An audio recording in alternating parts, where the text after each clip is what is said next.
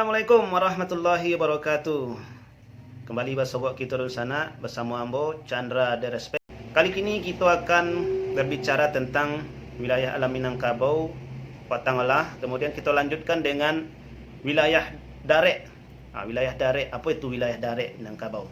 Jadi sebelum Dun sana menonton video iko, jangan lupa di subscribe sana. Tolong lagi komentar di bawah sana. Kalau ada kurang nang kadi tukuk sentiang nang kadi bilai, umpang nang kadi sisi, bisa menjadi referensi di kita bersama. Mudah-mudahan tambah dan sejarah alam Minangkabau kita menjadi lebih sempurna di sana. Okey, kita mulai ya di sana. Jadi apa itu wilayah Darek? Wilayah Darek menurut orang tua-tua kita adalah wilayah asli Minangkabau. Wilayah asli Minangkabau itu iaitu Luhak nan 3. Luhak Agam, Luhak Tanah Datar dan Luhak 50. Jadi sebenarnya apa arti dari luhak tersebut?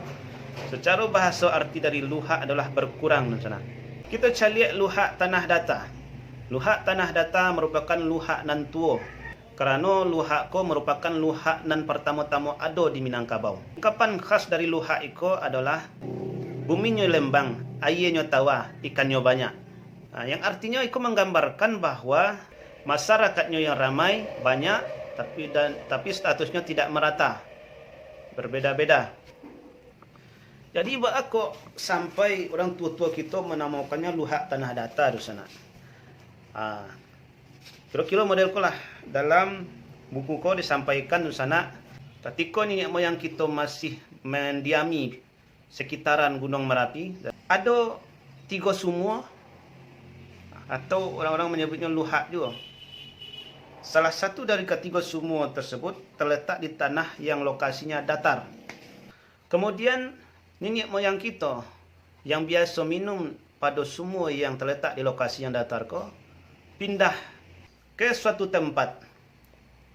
Hijrah ke suatu tempat karena mereka berasal dari sumur yang berlokasi di tanah datar, sehingga mereka menamakan tempat tinggal baru mereka itu sesuai dengan lokasi sumur asal mereka, yaitu tanah datar.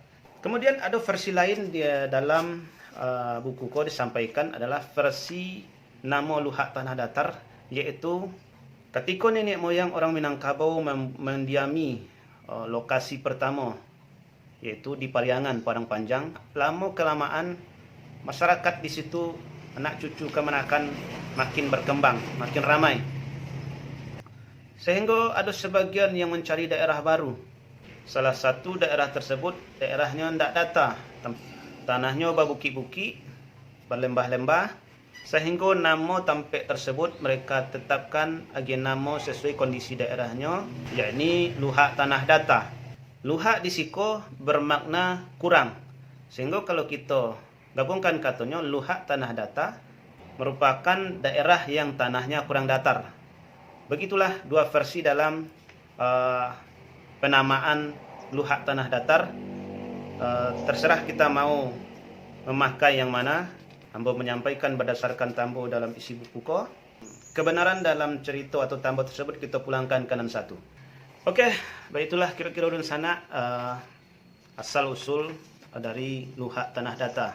Jadi Luhak Tanah Datar ko merupakan wilayah asli atau wilayah Darek Minangkabau, dikatakan luhak nan tua. Terima kasih atas partisipasi di sana dalam menonton video ko. Jangan lupa di subscribe di sana. Nantikan video berikutnya tentang Luhak Agam. Oke di sana. Assalamualaikum warahmatullahi wabarakatuh.